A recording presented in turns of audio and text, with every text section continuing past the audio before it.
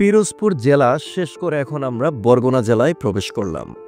সন্ধ্যা নেমে আসছে, বাইকের গতি হালকা বাড়িয়ে দিলাম যাতে সন্ধ্যার পর আমরা বরগুনা শহরের মধ্যে থাকতে পারি।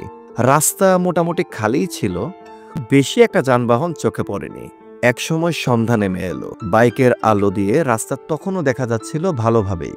আমরা বরগুনা শহরে প্রবেশ করলাম। বরগুনা জেলা শহরের ট্রাফিক বক্সের এক পুলিশ ভাইয়ের সাথে কথা বলে আশপাশ সম্পর্কে একটু জেনে নিলাম যে আশেপাশে কোনো ভালো রেস্টুরেন্ট আছে কিনা যেখানে আমরা একটু বিশ্রাম নিতে পারবো।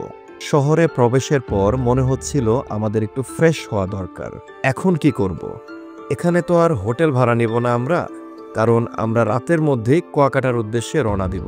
চলে আসলাম উৎসব নামের একটা রেস্টুরেন্টে। আউটলুক খুবই সুন্দর ছিল।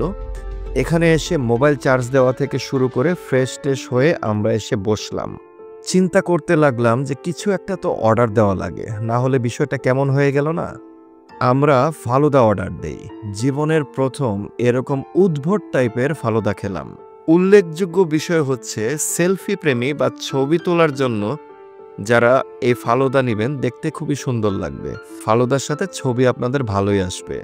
তারপর ওখান থেকে বের হয়ে আমাদের পুলিশ ভাইয়ের দেওয়া ইনফরমেশনে চলে গেলাম সার্কিট হাউসের দিকে। এই সার্কিট হাউস মানে এটা না যে থাকার ব্যবস্থা ওইখানে যাচ্ছি আমরা। এটা হচ্ছে সার্কিট হাউসের একটা বিশাল মাঠ, যেখানে ছোট ছোট অনেক ফুড কার্ট আছে। আমরা ওখানে যেয়ে একটা পিৎজা অর্ডার করলাম, সাথে একটা মিট বক্সও অর্ডার করলাম। মজার বিষয় হচ্ছে ওনাদের যে পিৎজাটা যথেষ্ট টেস্টি ছিল, মনে হচ্ছিল আমি ঢাকায় বসেই পিৎজা খাচ্ছি। মিট বক্সটাও খারাপ ছিল না। বরগুনা জেলায় এসে এই জায়গাটায় এত মজাদার পিৎজা পাবো সেটা আমরা কল্পনাও ভাবিনি। অবশ্যই রেকমেন্ড থাকবে এই জেলা শহরে গেলে একবার হলেও এই পিৎজাটা ট্রাই করার জন্য।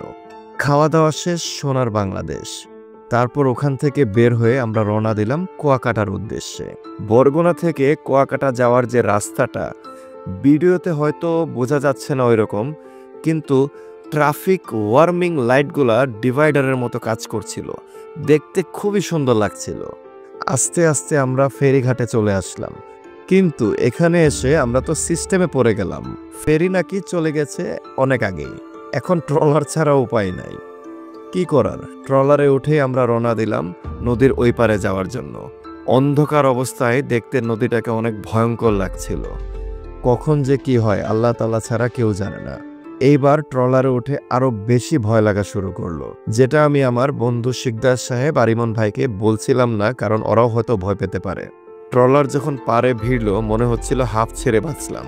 তারপর আমরা রওনা দিলাম কুয়াকাটার উদ্দেশ্যে। পরবর্তী ভিডিওতে কুয়াকাটার প্রাকৃতিক সৌন্দর্য এবং কুয়াকাটার বিস্তারিত সবকিছুই থাকবে। ততক্ষণ আমার সাথেই থাকুন।